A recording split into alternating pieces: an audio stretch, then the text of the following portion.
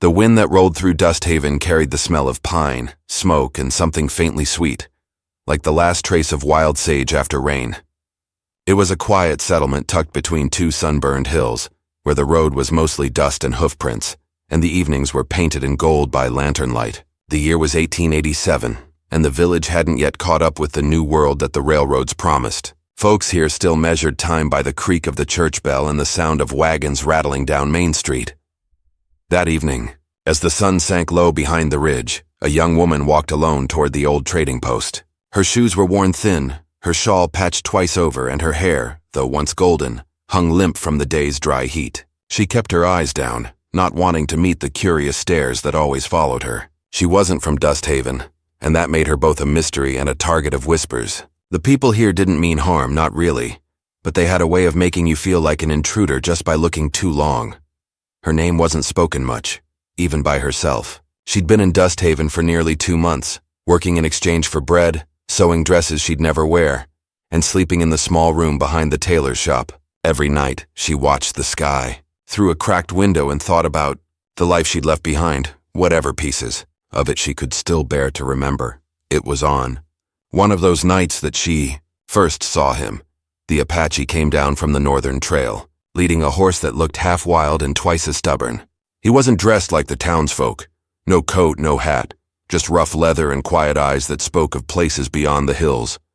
Some said he'd been part of the raids years back. Others whispered he'd fought for the army before turning his back on them all. No one really knew, but everyone kept their distance when he rode in. Everyone except her. He came for trade, never talk.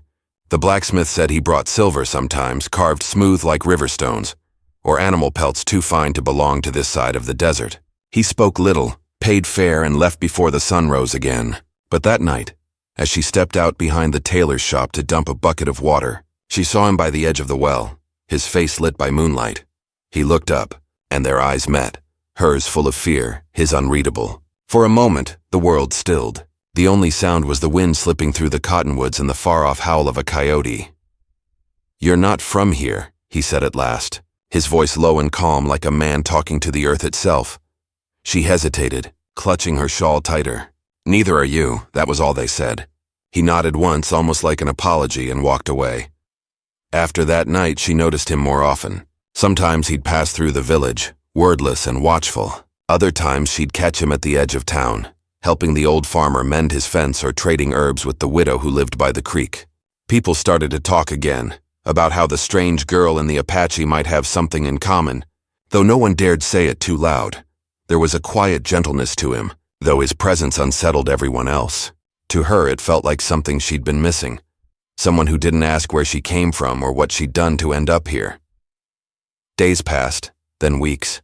The town prepared for its autumn gathering, a small fair with pie contests, fiddlers, and lanterns hanging from tree branches. The tailor asked her to stay late, sewing ribbons for the young ladies' dresses. When she was done, she sat outside and watched the stars tremble above the horizon. It was one of those nights where the world felt too big and too silent, like it might swallow her whole. That's when she heard footsteps again, the slow, steady kind that didn't belong to a drunk or a wanderer. She turned and saw him walking from the shadows, his horse trailing behind. His hair fell loose over his shoulders, catching the firelight from a distant lantern. "Why do you come here?" she asked before she could stop herself. He didn't answer right away. Instead, he looked toward the sky as if searching for something. "You don't talk like the others," he said. She laughed bitterly. "That's because I don't belong with them." He studied her face, then said softly, "Maybe that's not a bad thing." She looked away. "People say I'm strange, that I don't smile enough, that I don't try hard to be like them." His gaze didn't waver. "Maybe they don't know what it costs to pretend." The air between them thickened. She wanted to look up, to meet his eyes, but the weight of her own reflection held her still. For so long she'd hidden behind silence, behind work, behind the dull ache of surviving one more day. Now standing before a man who seemed carved from quiet strength, the words escaped her before she could stop them. "I'm not beautiful," she whispered. He stepped closer, his voice almost a murmur against the wind. "That's fine," he said. "I need honest, not fancy." For a long time, neither of them moved. The stars shimmered overhead, and the soft hum of crickets filled the spaces where words had ended. There was no promise in his tone, no flattery, just truth, raw and steady. It was the kind of truth she hadn't heard in years. But before she could speak again, a shadow moved by the end of the street. Lantern light flickered against something metallic, maybe a badge, maybe a gun. The sheriff had been keeping an eye on the Apache ever since he'd started returning to town more often. He didn't like outsiders, and he liked mystery even less. The Apache seemed to sense it too. His hand brushed against the rope tied to his horse, and his eyes flicked toward the far ridge. "You should go," he said quietly. She shook her head. "They'll think you're here for trouble. They already do." There was a sharp sound, boots on gravel. The sheriff's voice carried down the empty street. "You there! Step away from her!" The Apache didn't move. His shoulders straightened, his eyes calm. She felt her heart pound so hard it hurt. "Go inside," he told her. She hesitated. "What about you?"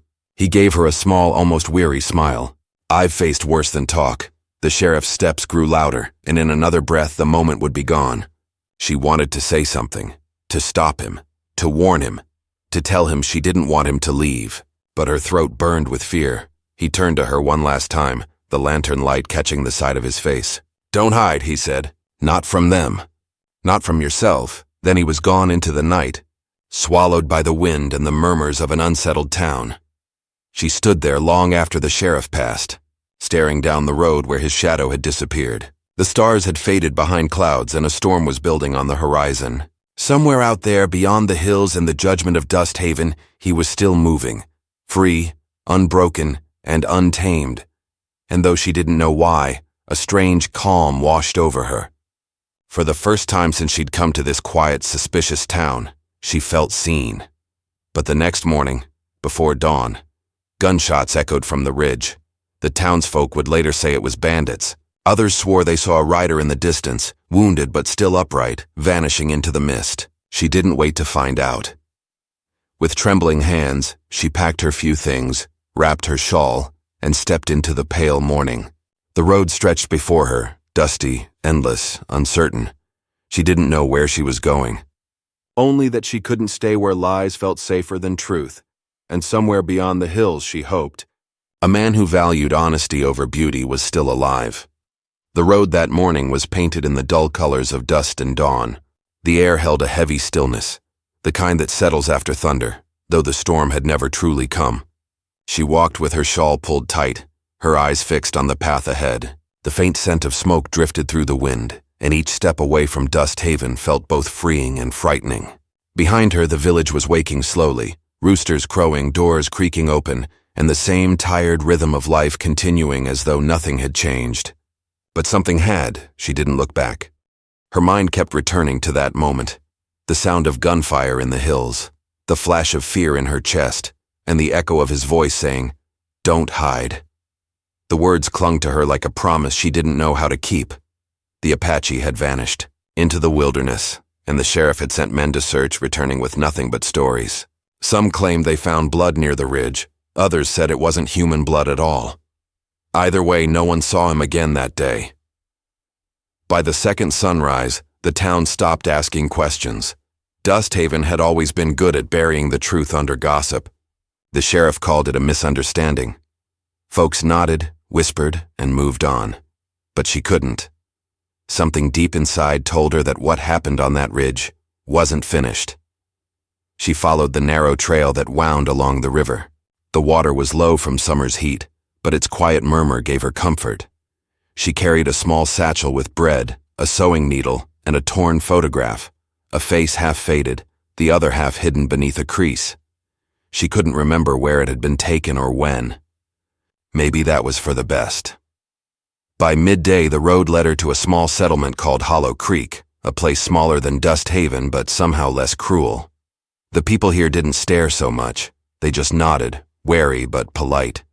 She found work in the kitchen of a riverside inn, washing dishes and peeling potatoes until her hands turned raw. The innkeeper, a quiet woman with kind eyes, asked no questions. For a while, that was enough. At night, she'd sit near the back door, listening to the sound of wind brushing through reeds. The nights in Hollow Creek were colder, the stars sharper. Sometimes she thought she saw movement in the dark, shapes on the ridge, a figure near the water, but when she blinked, it was gone. She told herself it was just her mind playing tricks. Still, the feeling never quite left her. 2 weeks passed before the rumors found her again. A ranch hand came in one evening, dust-covered and sweating, asking for whiskey. He told the innkeeper he'd seen something up north, smoke from a campfire near the canyon and footprints leading west. Could have been bandits, he said, but I saw a mark on one of the horses. Looked like the kind them Apache use. The words hit her like a blow. She tried to stay calm, pretending not to listen, but her hands trembled as she scrubbed the same plate over and over. Could it be him? Could he still be alive? That night, she dreamed of the ridge, the sound of the gunshots, the flicker of light across his face, and the way he'd looked at her, not with pity but recognition. When she woke, the air was thick with fog, and the moon hung low and red. Something inside her told her to move. By dawn, she'd packed her things again. She left a note on the counter, thanking the innkeeper, then stepped into the mist. The road west was rough and wild, leading through canyons that twisted like scars across the land. Coyotes cried in the distance, and the mountains loomed higher with every mile. She traveled for 3 days before she found the camp. It wasn't much, just a circle of stones, a few ashes still warm, and a strip of leather tied around a branch. But she recognized it instantly. The carving on the leather was the same symbol that had been stitched into the Apache's bridle, an old tribal mark, shaped like a broken arrow. She knelt by the ashes, touching them gently. They were fresh, maybe a day old. He was alive, but if he was alive, why hadn't he come back? The answer came sooner than she expected. As she rose to leave, a rustle came from behind the rocks. She froze. A shadow stepped into view, broad-shouldered, quiet, eyes dark as river stones. He looked older, wearier, but there was no mistaking him. "You shouldn't be here," he said. Her breath caught. "I thought you were dead?" He gave a faint, grim smile. So did they. She wanted to run to him, to ask what had happened, but something in his expression stopped her. His arm was wrapped in cloth, dark with dried blood. "You're hurt," she said. He shook his head. "It's nothing." She looked around. "They said there were bandits." "There were," he replied, "but not the kind that steal cattle." He stepped closer, his voice low. "The sheriff sent men to finish what he started. They wanted me gone one way or another." Her stomach twisted. "Because you're Apache?" "Because I don't bow," he said simply. "Men like him need control. Fear is their weapon." For a long moment they stood in silence, the wind whispering through the canyon. She could see the pain behind his calm, the exhaustion in the way he moved, but his eyes, those steady, unshaken eyes, still held that same quiet strength. "I shouldn't have come," she said softly. "I just didn't know where else to go." He looked at her, not with surprise but understanding. "You came because you're tired of running." She nodded. He turned toward the mountains. "Then you'll need to learn how to hide better. Out here, truth has a price." She followed him to a small hollow beneath the cliffs. It was sheltered from the wind, a rough camp made of canvas and stone. There was a fire pit, a canteen, and a few pelts laid neatly on the ground. He moved carefully, like a man used to watching his back. They shared a quiet meal, bread, dried meat, and silence. She wanted to ask him what he planned to do, but the words wouldn't come. Something about the stillness between them felt sacred, too fragile to break. When he finally spoke, it was almost to himself. "I used to think honesty was a gift," he said. "But the world doesn't want truth. It wants comfort." She looked at him. "Maybe some people still want it." He met her gaze. "And they usually pay for it." The fire crackled softly. In its light, his face seemed carved from stone and memory. She realized then that this man had lived through things she couldn't imagine. Betrayal, loss, exile, and yet here he was, still standing, still fighting to be something more than what the world said he was. Outside, thunder rolled again over the mountains. He glanced toward the sound. "Storm's coming, we'll move at first light." "Where?" she asked. "South. There's a place beyond the river. No law, no borders. You'll be safe there." She hesitated. "And you?" He looked away. "Some things can't follow me there." She understood what he meant, even if she didn't want to. He was a man hunted by more than just lawmen, haunted by what he'd seen, by the weight of what he'd become. That night, she lay awake listening to the rain begin to fall. Each drop hit the ground like a heartbeat. The warmth of the fire faded, replaced by the chill of something uncertain. She thought of Dust Haven, the judgment, the fear, and how far away it already seemed. And yet somehow she felt closer to herself than she ever had before. Just before dawn, she woke to the sound of movement. He was gone. Only the faint print of his boots and the dying glow of the fire remained. Panic seized her.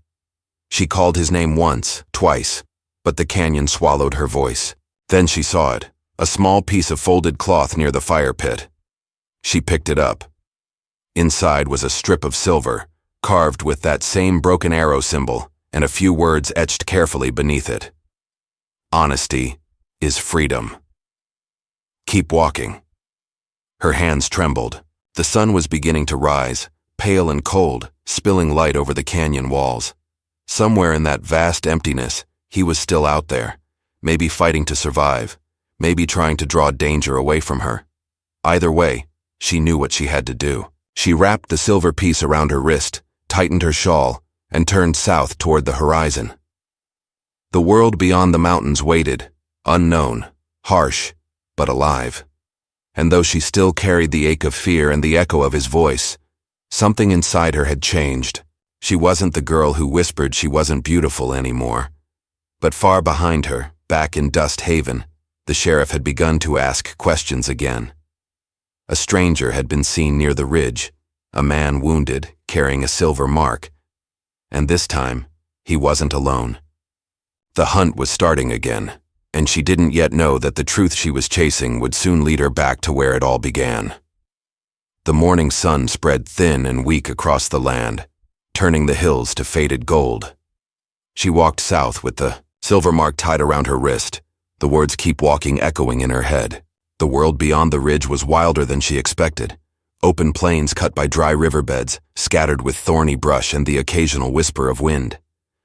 The silence pressed close, not cruel but heavy, like the earth itself was holding its breath. Each night she made small fires and stayed near the road, though she wasn't sure where it led. Sometimes she thought she saw him, just a shadow in the distance, a figure on horseback. But when she blinked, the shape dissolved into heat and air. Still, the feeling that he was near stayed with her. She carried it like a hidden prayer, something too fragile to name out loud. On the fourth night, she came upon a small outpost, just 3 shacks, a stable, and a water trough. A man in a long coat stood by the well, filling a canteen. He turned when he heard her approach. His face was sunburned, his beard unkempt, but his eyes were sharp, too sharp. "Traveling alone?" he asked, his voice rough from the dust. She nodded slowly. "Just passing through." He looked her over, his gaze resting on the silver piece around her wrist. "That's an uncommon thing to wear," he said.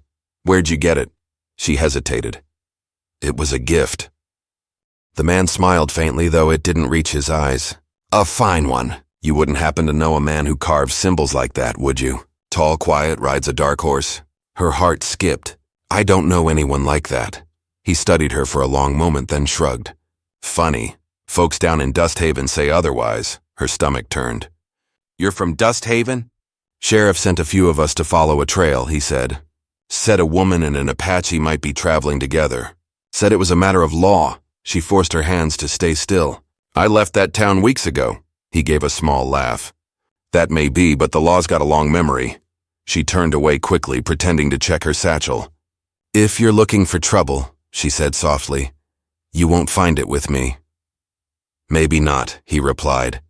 "But if you see him, tell him the law's still watching." She didn't answer. She just kept walking. The sound of her boots against the dry ground was the only thing keeping her thoughts from spinning apart. The sheriff's men were close. Too close. That night she didn't make a fire. She found shelter beneath a ridge and listened to the wind move through the rocks. It carried faint sounds, horses, maybe voices. Her chest tightened. If they were tracking her, she couldn't stay still. She waited until the moon rose high, then moved quietly through the shadows, following the faint trail of water that ran south toward the river. By dawn, her feet were blistered, and her throat ached from thirst. Just when she thought she couldn't go farther, she saw smoke curling between the trees. She followed it and found a camp, a small one tucked beneath the willows. He was there. He looked up when she stepped into view, surprise flashing across his face before turning to something like relief. "You shouldn't have followed me," he said. "You left me no choice," she replied, her voice hoarse. "They're coming. The sheriff's men. They were asking for you." He frowned, glancing toward the north. "How many?" "3 that I saw. Maybe more." He nodded slowly, thinking. "They won't stop until one of us is gone." "Then we should keep moving," she said. He didn't answer right away. Instead, he poured water from a canteen and handed it to her. "Drink," he said quietly. "You're no good to yourself if you fall." She drank, feeling the cool water slide down her dry throat. When she looked up, he was watching her, not with suspicion, but with something like worry. "They think you're helping me," he said. "Maybe I am," she replied. He smiled faintly. "That's dangerous. So is living." They stayed in the camp until nightfall. He told her about the canyon to the west, where he once lived with his people before the army took the land. They burned the lodges, scattered the families. Some went north, some south. "I stayed close," he said. "It's the only place that still feels like home. Do you think we can make it there?" She asked. "If the law doesn't catch us first." He started preparing his horse, packing what little they had. But as the night grew darker, another sound broke through. The faint crack of twigs, the quiet thud of hooves. He froze. "They're here," he whispered. They moved fast, doused the fire, grabbed the satchel, and slipped into the trees. The moonlight made the ground pale and treacherous, every sound too loud. Behind them came the murmur of voices and the click of metal. "Spread out," a man called. "They're close."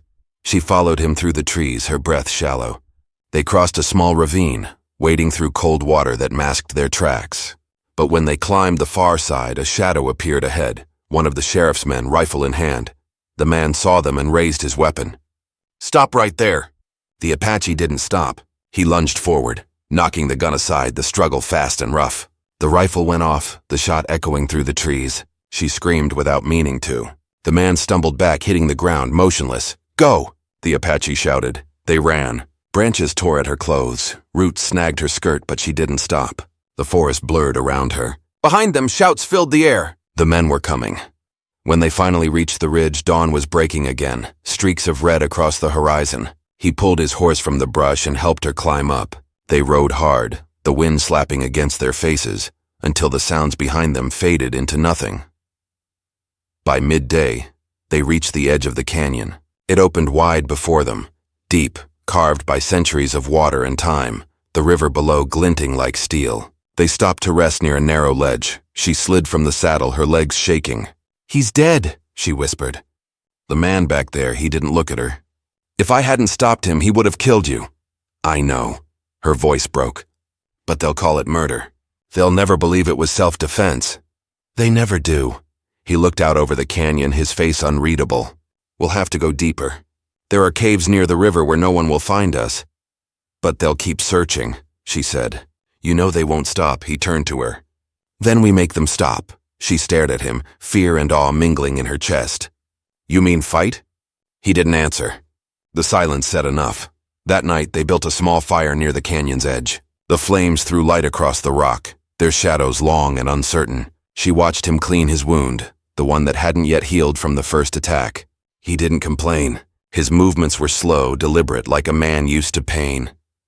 "I didn't ask for any of this," she said softly. He looked up. "You could have gone back," she shook her head. "Back to what?"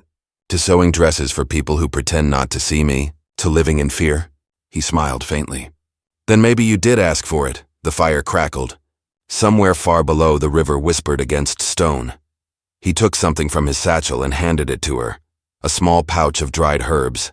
"If anything happens to me," he said, "follow the river south. It'll take you to the valley. There's an old woman there who helps travelers. Tell her I sent you." Don't talk like that, she said sharply. I'm being honest. She met his gaze.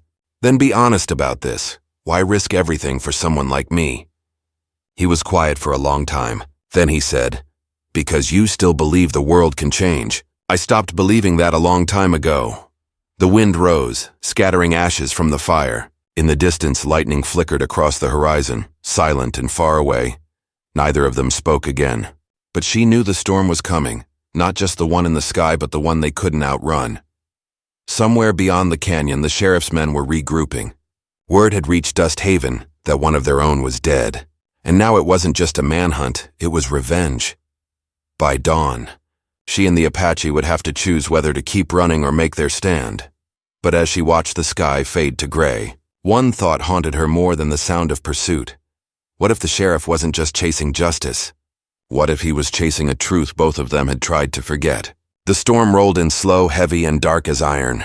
The sky above the canyon grew restless, thick with gray clouds that swallowed the sun. The wind came first, twisting through the rocks, pulling at her shawl and hair like a warning. She stood near the cliff's edge, watching the horizon blur beneath sheets of rain. Every part of her knew something was coming, something bigger than a storm. The Apache was silent as always, crouched beside the fire, sharpening his knife with slow, steady strokes. The scrape of steel against stone cut through the wind. He looked calm, but she could see the tension in his jaw, the quiet readiness in his eyes. They're close, aren't they? She asked. He nodded. The wind carries sound from the north, horses, maybe 6. Her stomach sank. We can still go farther down the canyon. Hide in the caves like you said. He shook his head. No, the ground below's too narrow. They'd trap us there. Better to face them where we have sky. She wanted to argue, but the conviction in his voice stopped her. He'd lived his whole life running from men like the sheriff. He knew how they thought, how they hunted. She could only trust him now, even as fear began to coil deep inside her chest. Then what do we do? He looked up at her, his face illuminated by the firelight. We wait. The word hung between them like a tolling bell. As the day bled into evening, thunder grumbled across the hills. She tried to steady her breathing, tried not to imagine what would happen when those riders finally reached them. Her hands trembled as she packed what little food they had left. Each small task, the tying of a rope, the folding of cloth, felt heavier than it should have. When the first flash of lightning cracked across the sky, she startled. The Apache stood scanning the ridge. For a moment, the light revealed shapes on the distant rise, figures moving slowly through the rain. They've found us, he said quietly. Her heart jumped. Then we should stay down, he said sharply, pulling her toward the rocks. Don't move until I tell you. They crouched together in the shadows as the riders drew closer. The rain masked most sounds now, but she could hear faint shouts, the jingle of spurs, the low growl of men calling to each other. Then clear through the storm came a voice she knew, the sheriff. Spread out, he shouted. They're here somewhere. The words sliced through her like cold steel. She hadn't heard that voice since the night of the gunfire, but she remembered it too well. How he spoke to her like she was something fragile and foolish. How his eyes burned with control disguised as concern. She turned to the Apache. He's here. The sheriff himself, I know, he said. That's why they came in storm weather. He doesn't want the town to see what happens. The rain came down harder now, blurring the ridge into streaks of silver. She could barely see his face through the downpour. He wants you dead, he met her gaze. And maybe you too if he thinks you helped me. Before she could reply, a bullet cracked through the air, striking the rock inches from her shoulder. She gasped and dropped to the ground. Go, he shouted. She ran, the sound of gunfire echoing through the canyon. The Apache moved beside her, fast and silent, guiding her toward a narrow path that wound along the cliff. The rain made the rocks slick, and once she slipped, nearly tumbling over the edge. But his hand caught hers and pulled her back. They reached a small ledge and ducked behind it. He reloaded his rifle with practiced calm, eyes fixed on the ridge above. Stay low, he said. Don't move unless I do. She nodded, barely able to breathe. The air was thick with smoke and rain. Another shot rang out, closer this time, and a piece of stone shattered beside her. She flinched. Why are they doing this? She whispered. What do they want? He didn't answer right away. Then he said, because I told the truth. She turned to him, confused. What truth? The one your sheriff buried years ago, he said. His voice was steady but dark. Before he wore that badge, he rode with men who raided the borderlands. Took land, took lives. My village was one of them. She stared at him, rain dripping down her face. You mean he was part of that? He nodded slowly. He killed my brother. Then blamed it on us. Her breath caught. The words felt unreal, but she saw the truth in his eyes. Old pain, deep and quiet. The kind that never healed. I came back to Dusthaven, not to start war, he continued, but to prove what he did. I had witnesses, records, but before I could speak, he sent his men to silence me. And now they're here to finish it, she whispered. He looked out toward the ridge. Yes, but I won't die with lies still standing. Before she could respond, another voice rang out through the storm. You can't run forever. It was the sheriff again, closer now, his tone hard and certain. Lay down your weapon and maybe she walks away. The Apache's eyes narrowed. He lies, her heart hammered in her chest. He knows I'm here.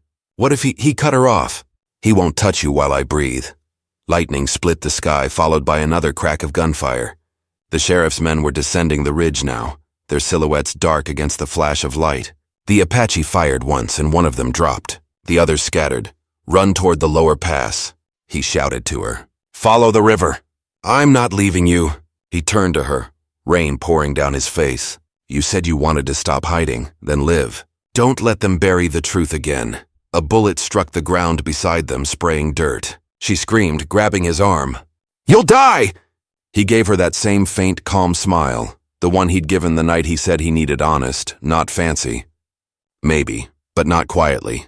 Before she could say another word, he pushed her toward the slope and turned back to the ridge, rifle raised. She stumbled down the path, heart in her throat, every instinct screaming to go back. Behind her, the gunfire grew louder, echoing off the canyon walls. The storm roared, drowning out everything but her heartbeat and the crack of rifles. She reached the riverbank and crouched behind a fallen log, shaking. Every flash of lightning showed the chaos above. Figures moving, the glint of weapons, the echo of shouts. Then, in one brief moment of light, she saw him standing tall on the ridge, rain cascading off his shoulders, firing into the darkness with fierce, steady precision. The sheriff's men were closing in from both sides. Her breath came in ragged gasps. She wanted to scream his name to tell him to run, but she knew it would only draw attention. She could do nothing but watch, powerless, as the sound of battle filled the night. Then came silence, the kind that feels too deep, too sudden.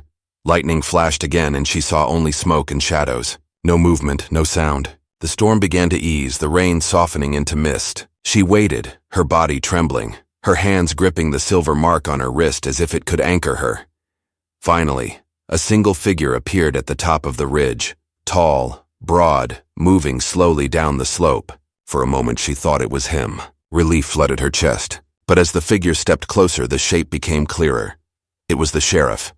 He was limping, hat gone, coat torn, his face half hidden by rain and blood. He carried his pistol loosely at his side. Her heart stopped. No. He scanned the canyon, his eyes catching on the movement near the river. Their gazes met, hers full of disbelief, his burning with grim satisfaction. I knew you'd follow him, he said, his voice rough. You always were drawn to broken men. Where is he? She demanded, her voice shaking. The sheriff smiled, slow and cold. Gone, like he should have been years ago. Her knees went weak. The sound of the river blurred in her ears. She wanted to run, but her body wouldn't move. The sheriff stepped closer, his boots sinking into the mud. You think he was honest, he said. He wasn't. He killed men. He lied to you. I was only cleaning up what he started. Liar, she whispered. He raised his gun slightly. Careful now. The storm's over. No one would hear you scream. Before he could step closer, something stirred in the mist behind him, a shadow rising slow and silent. Her breath caught. The sheriff froze, sensing it too. He turned, but too late. A hand emerged from the fog, striking hard, knocking the gun from his grasp. The sheriff fell backward, crashing into the mud. And then she saw him, the Apache, blood on his shoulder, soaked and breathing hard, but alive. The two men faced each other, rain still falling between them. The air around them seemed to tighten, the moment stretched thin as glass. She didn't move, didn't breathe. This was it. The moment everything had led to. The truth, the lies, the running, the fire, all of it teetering on the edge of something irreversible. The sheriff reached for the gun. The Apache raised his knife, and then lightning struck again. The world went white. When the flash faded, both men were gone from sight. She screamed his name into the storm, but the canyon only echoed her voice back, hollow and uncertain. The rain poured harder, washing the footprints away, leaving only silence and the river's endless whisper. The night had swallowed them whole. And somewhere in the darkness, the truth waited to surface. The rain finally began to fade with the first light of morning. The storm had left the canyon drenched and quiet, the river swollen and restless. She sat by the edge, her hands still muddy, her clothes soaked through, staring at the place where the lightning had struck. The world felt hollow, emptied of sound except for the slow murmur of the water. For a long time she didn't move. Her mind replayed everything, the shouting, the flash, the way both men had vanished into the storm. It didn't feel real. The ground still smelled of smoke and rain, the kind that lingers after something violent. She called his name again, voice raw, but the canyon only returned a broken echo. When the clouds thinned, she stood and began to climb the ridge. Her limbs ached, her steps heavy. The path was scattered with broken rocks and trampled earth. She found the sheriff's gun near the top, half buried in the mud. Not far from it, his hat lay torn and soaked. Her heart thudded as she followed the trail further until she saw a dark shape lying near the base of a boulder. It was the sheriff. He was still, his face pale under the morning light. The side of his coat was torn open, and his badge lay a few feet away, half covered in dirt. She crouched beside him, her breath shaking. His eyes were open, staring at nothing, the rain having washed away the anger from his face. For a moment he looked like a man at peace, not the one who'd chased them through storms and lies. She whispered softly. It didn't have to end this way. There was no answer. Only the rustle of the wind through the grass. She looked around desperately for the Apache, scanning the ridges and rocks, calling his name until her throat burned. Then faintly she heard it, a cough, rough and distant. Her heart leapt. She ran toward the sound, slipping over wet stone until she saw him lying against the cliff wall, his hand pressed to his shoulder where blood darkened the fabric. She dropped to her knees beside him. You're alive, she breathed, tears filling her eyes. He smiled faintly, the kind that barely curved his lips. Barely. She helped him sit up, supporting his weight as he grimaced. The sheriff? He asked. He's gone, she said quietly. He nodded, looking away toward the sky where the clouds were finally breaking apart. The light caught the edge of his face, and she saw how tired he was. Tired in the way people are when they've been fighting for too long. It's over, she whispered. It has to be. He didn't speak for a long time. When he finally did, his voice was calm, almost gentle. No, it's only over if the truth survives, she understood. The truth he'd risked everything for. The proof that had driven the sheriff to hunt him. It couldn't die here in the canyon. She remembered his words before the fight, how he'd said lies only end when they're seen. We'll make sure of it, she said. I'll tell them what happened. The town deserves to know. He looked at her, eyes searching. They might not believe you. I don't care, she said firmly. I saw it with my own eyes. For the first time he smiled, real, soft, almost proud. Then maybe you're braver than both of us. They stayed there for a while, sitting in the damp earth as the light grew stronger. The storm had washed the canyon clean, leaving behind the scent of rain and dust. She tore a strip from her shawl and bound his wound as best she could, her hands trembling not from fear now, but from relief. When they finally started walking, it was slow, careful. The trail down to the river felt endless, but step by step they made it. She helped him across the shallow edge, the cold water biting at their legs. On the far side, the land opened up to the plains, golden and wet under the morning sun. He stopped for a moment, looking back at the canyon. My brother used to say the earth remembers, he murmured. Every footprint, every voice. Maybe it'll remember this too. She followed his gaze. The canyon looked quiet again, peaceful even, as if it hadn't just held death and thunder. Then it'll remember you as the one who told the truth, she said softly. By the time they reached Dust Haven 2 days later, word had already spread that the sheriff hadn't returned.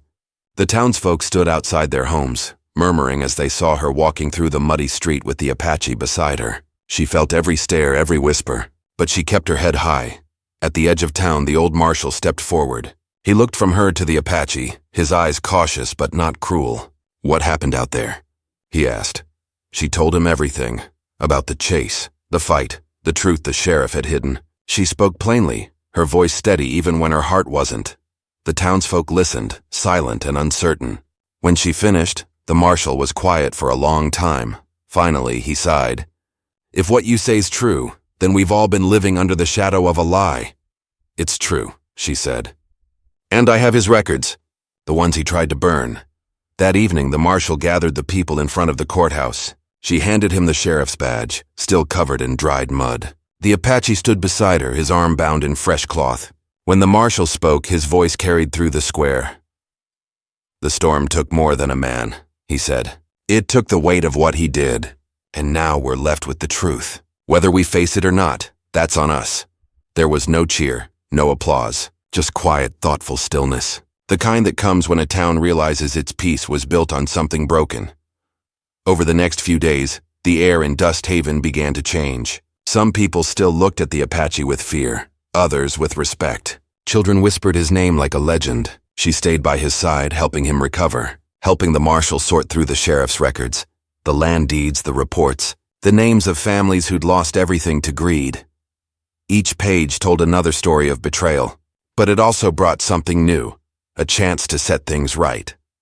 One morning, as the sun rose red over the plains, she found him sitting outside the small cabin they'd been given. He was carving something into a piece of cedar, his movements patient and sure. "What are you making?" she asked. He held it up, a small carving of a hawk in flight. "My brother's mark," he said quietly. He used to say a hawk never hides from the wind. She smiled faintly. "Maybe we shouldn't either." He nodded, his eyes on the horizon. "No more hiding." The days turned softer after that. The town rebuilt its trust slowly, with quiet gestures, helping hands, shared meals, a few kind words where there hadn't been before. The air felt lighter, as if the storm had carried away more than just the rain. One afternoon, she walked to the canyon alone. The sun was warm, the river calm again. She stood by the edge where it had all ended, where truth and vengeance had collided like thunder. She closed her eyes and let the wind brush her face. "Thank you," she whispered, to the man who had fought not for revenge but for justice, to the brother he'd lost, to the part of herself that had finally stopped running.